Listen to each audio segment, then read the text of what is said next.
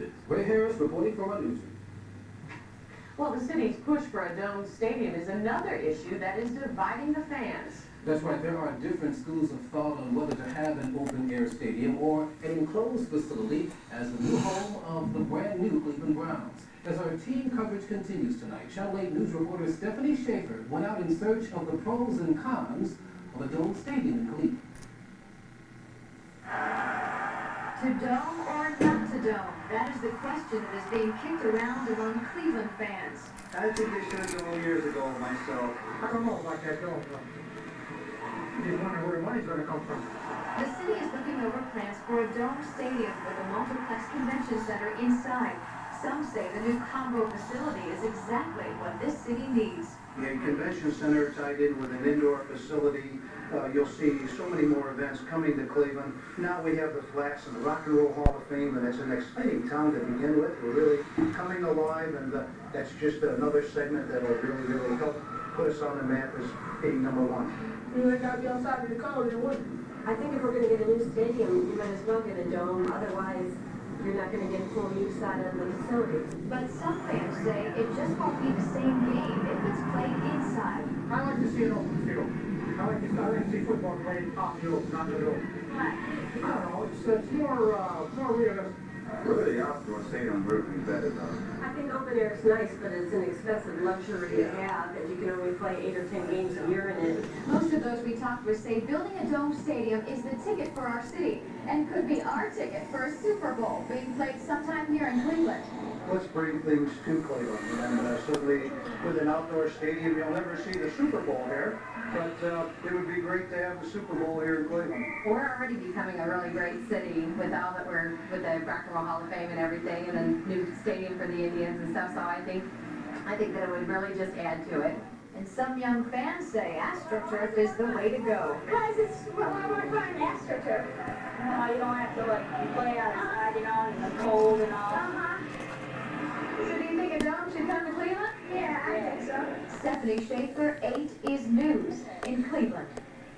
But dome or open air, I think anything is better than the renovated stadium that they were talking about initially. Yeah, it's only going to be a couple million more that they're going to pitch in to pay for. Hey, The citizens don't have to go to tab. At least that's what we're being told. There is already talk of having a huge garage sale to help pay for the new stadium, whether it be dome or open air. How did the deal come about? Coming up at about 6:45 tonight.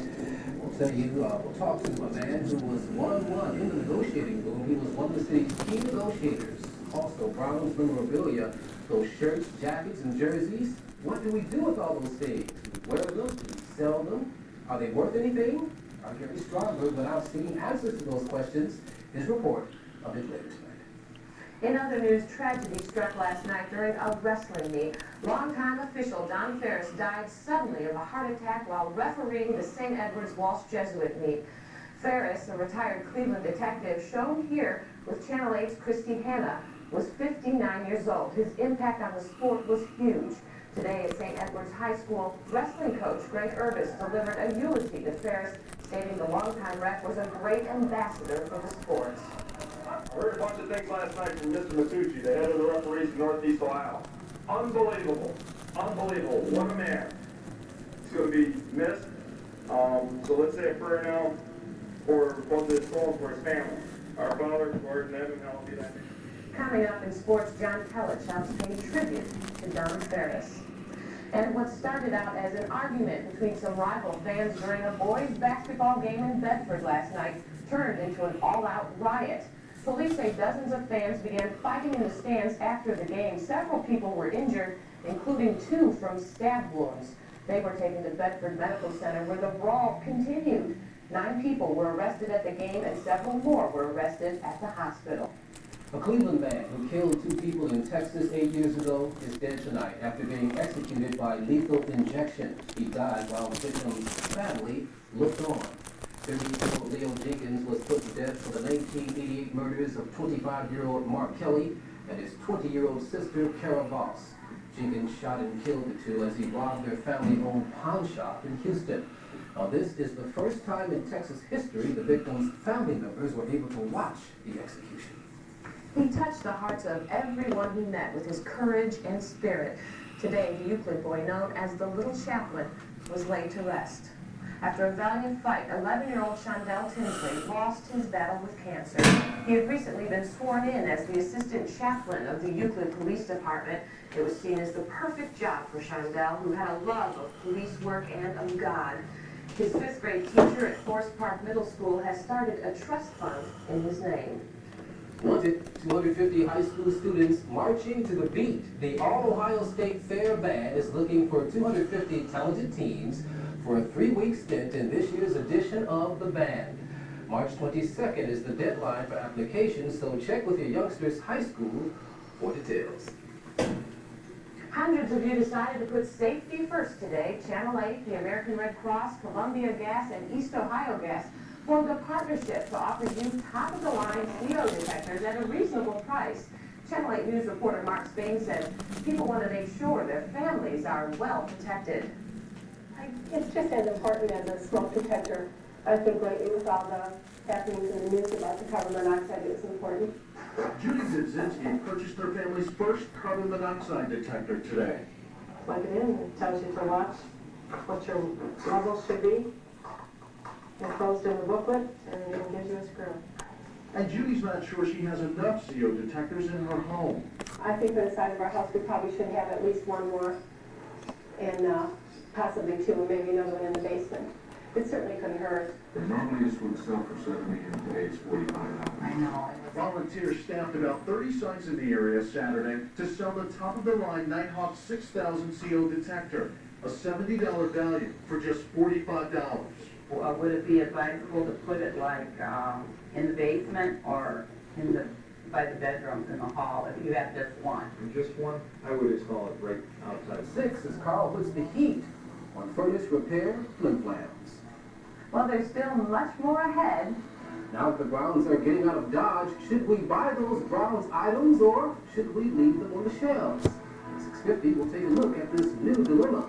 And spring is in the air, and it can be found in the accident. But first, an act of terrorism in London leaves the world stunned and a peace process in jeopardy after this. At Speedway Gas Pump in Bonding, you always save on quality gasoline for less, plus a whole lot more. We're here at Speedway where people are cashing in on free gas with their slam-dunk frequent fill-up cards. That's right. After just 5 gas fill-ups and 1 qualifying Coke or Pepsi purchase, you get $3 in free gas. Plus, you can get this regulation basketball for just $3.99. Free gasoline to end this basketball? Slam dunk the Tasty 100% whole wheat, a whole mouthful flavor. It's the whole Megillah. Super basic goes with this business, goes all out. Go for the over-the-top taste of whole wheat meats. Taste is news at 6 with Lynn Dawson, Lauren Jennings, Mark Coots, John Tellich, and Cleveland's #1 news team. The Irish Republican Army is claiming responsibility for a bomb attack in London that could leave the Northern Ireland peace process buried in the rubble. At least 2 people were killed and about 100 people injured in last night's bombing at a parking garage. The explosion occurred just minutes after the IRA told Irish media it was ending its 17-month-old ceasefire.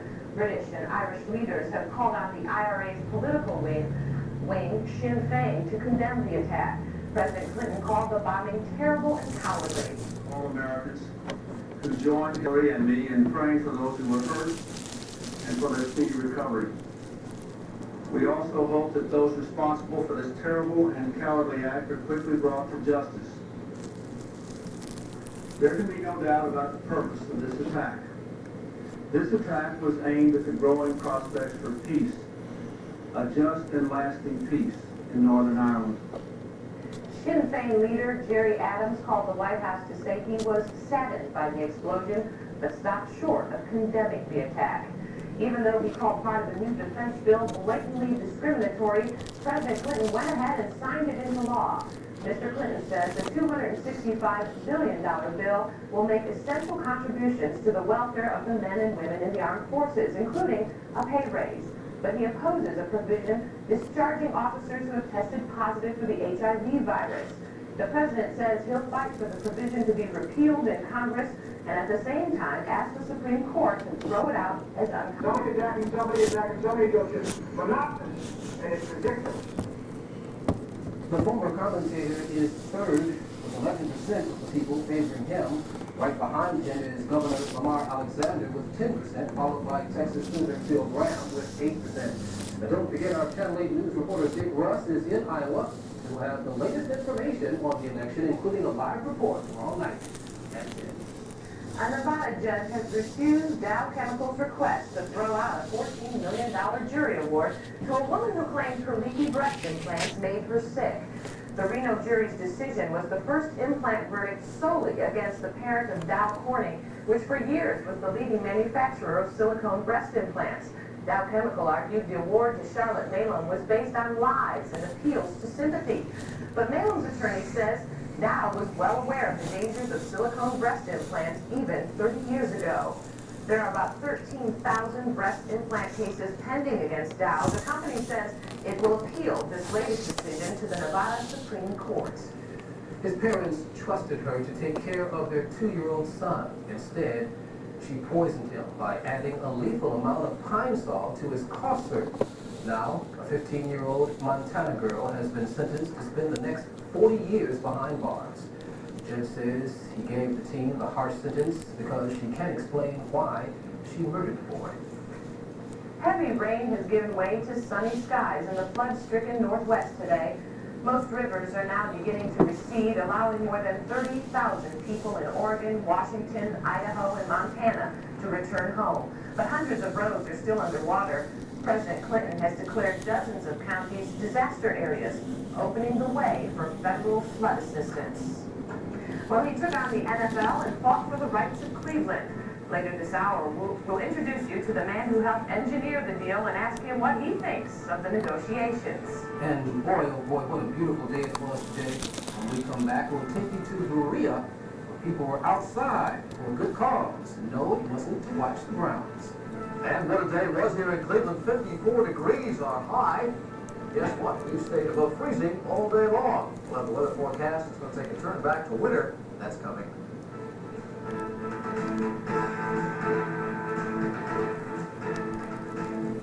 This newscast is simulcast on WELW Radio, AM 1330.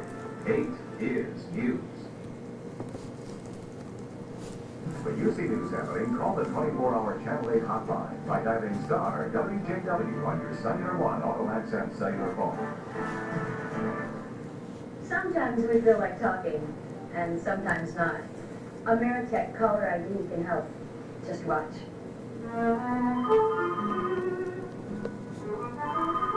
Caller ID from Ameritech lets you answer now or call back later. You want to talk to your Aunt Betty? Not at this particular moment. Call now and try caller ID free for 30 days. Because as much as we love our Aunt Betty's, sometimes we just don't want to talk. What a week. Caller ID lets you decide when to take a call. And when you buy a caller ID display, it helps you return calls by remembering the names and numbers of your last 60 callers. If you call Ameritech, you can try caller ID service free for 30 days. It's just one of the ways Ameritech can make your life simpler, and it's free, if you call now. Ameritech, moving to better communication.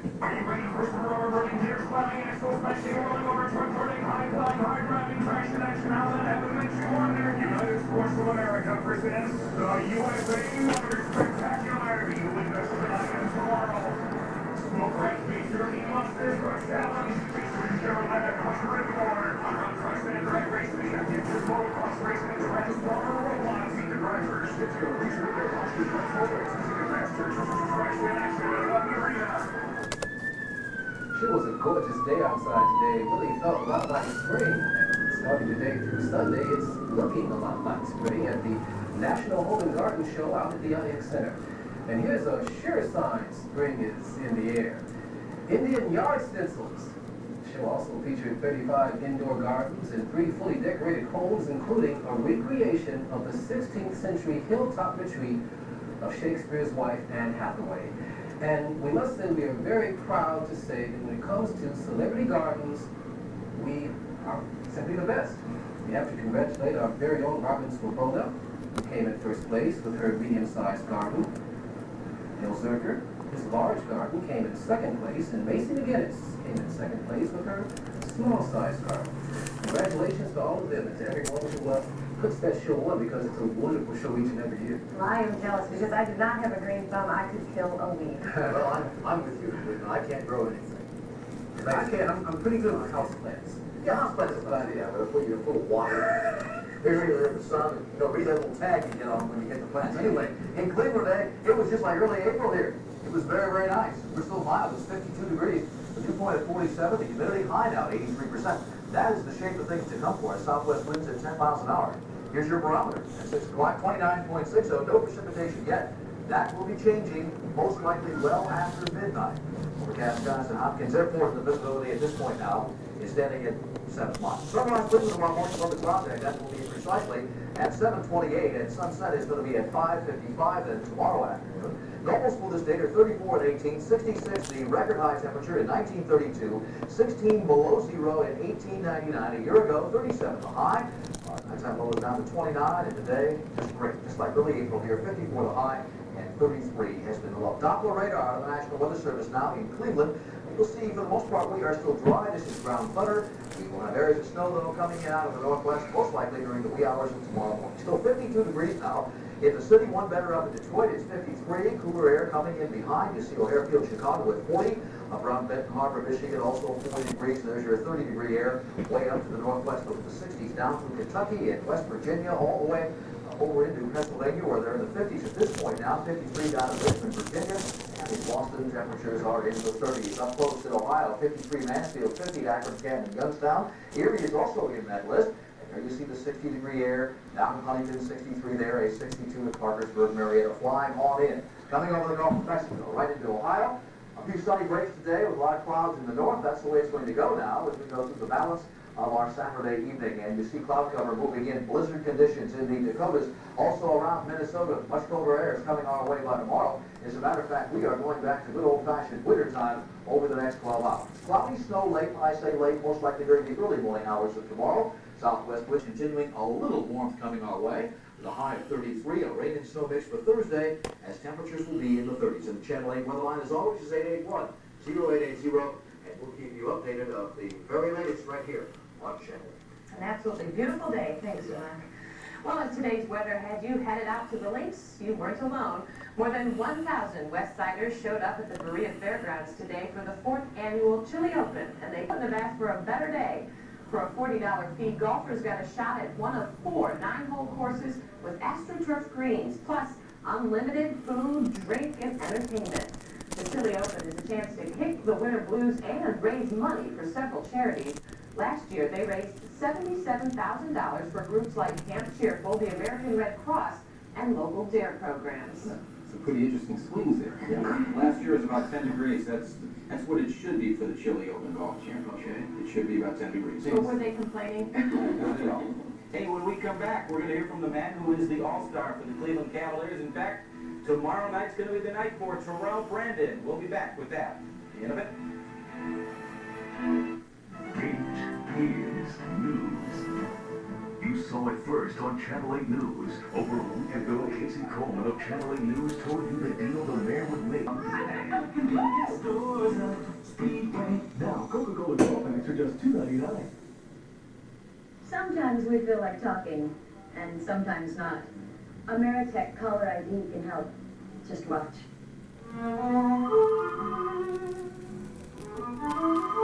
Caller ID from Ameritech lets you answer now or call back later. Do you want to talk to your Aunt Betty? Not at this particular moment. Call now and try Caller ID free for 30 days. Because as much as we love our Aunt Bettys, sometimes we just don't want to talk. What a week. Caller ID lets you decide when to take a call. And when you buy a caller ID display, it helps you return calls by remembering the names and numbers of your last 60 callers. If you call Ameritech, you can try caller ID service free for 30 days. It's just one of the ways Ameritech can make your life simpler, and it's free, if you call now. Ameritech, your link to better communication. Welcome back, everybody. The NBA All-Star festivities begin momentarily down in San Antonio. It features tonight, of course, the slam dunk contest, the long-distance shootout, the $1 million shot, and, of course, the rookie game. Cavaliers guard Bobby Sura will be one of 16 rookies playing in the game. He's averaging just over 4 points a contest in the role as backup to All-Star Terrell Brandon, but he has shown some brilliance on the open floor. Tomorrow night is the All-Star game, and Terrell's going to be there for the Cavaliers. He leads the team in scoring and assists. He's third in the league in free throw shooting. The fifth-year guard says he's happy to make that trip to Texas. First half is over. I try to get to settle down and say, you know, it's a great honor for me. Well, I'm just going to party like a rookie again and just kind of feed off everyone else and stand back and enjoy the moments and be ready for the second half of the year. And while this is Terrell's first time, it's the second straight year for Grant Hill. He's the man with the votes, but he would like more. It feels great that I won the most. I won all the votes and all that, but you know, maybe if I was voted in by the coaches, that would mean a lot too. You know, to get the respect from coaches and players throughout the league. Really, I don't care really how I'm here. I'm just glad to be here. And I'm glad to be here. The last time the Buckeyes met with the Badgers of Wisconsin, the Buckeyes came away with an 8-point victory. That was at home. Today's game was played on the road, where the Buckeyes have lost 16 straight Big Ten road games. OSU coach Randy Ayers was trying to find a way to end that road skid, so calls on Damon Stringer to nail the three. Got it right there. Then the freshman from Cleveland Heights pulls up and drills another one, capping a 9-zip OSU run, and the Bucks down 5.5. They took the lead on Coleman's three, their first lead of the game, but the Badgers came back. Sean Carlin with the steal. He's going to be fouled. He throws it up, and he puts it in, and the Badgers win 62-56. A big battle today in Syracuse. The Orangemen against those Hoyas of Georgetown, and showtime for Syracuse star John Wallace off the alley-oop right there, and then the steal off the inbounds. Get out of this guy's way. He had 25 points, 13 boards, leading the Orangemen to their fourth straight win, and maybe that's why Hoya coach John Thompson took his frustrations out on Jimmy Boeheim. Offensive foul, he would say, huh? Syracuse wins 85-64. The Lumberjacks in Orlando again tonight after the Solar Bears took a 4-1 lead in the second period. They tied it at 6, forcing a shootout, tied it 2-2 in the shootout. Brad Lauer slaps it in for a 3-2 lead. So it all came down to Patrick Lalini of the division lead as we go to today's board.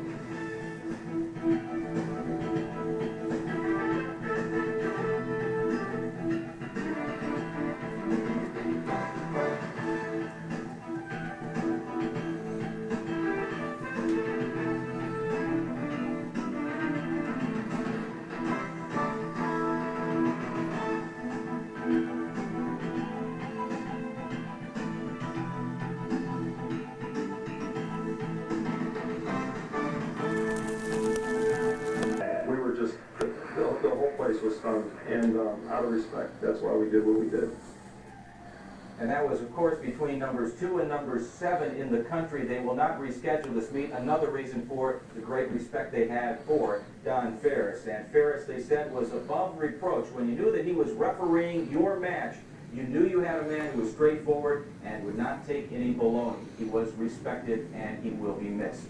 Well, of course, all this week, Channel 8 News has shown the intense love the people of the Dominican Republic have for the Indians and the sport of baseball. And, of course, we hope that you will join yours truly and Mark Schrader at 7 o'clock tonight for our half-hour special Indians Caribbean season. Should be good. Enjoy doing it. I'd like to see it. Thank you very much. Well, you said everywhere you went, they're playing ball, right? Absolutely. A lot of the kids were barefoot. It didn't matter. They didn't have gloves. They just continued to play the game because they enjoyed it so much. Thank you, JT. Well, when we come back tonight, we'll find out what went on behind closed doors in the deal to keep pro football here in Cleveland. We'll speak with one of the city's key negotiators in talks with the NFL. Also tonight, the mystery over the death of the wife of singer James Brown has now been solved. The details from Kathy and Andre. And you can't see it, but you can smell it and taste it. You gotta have it inside, deep down, hidden.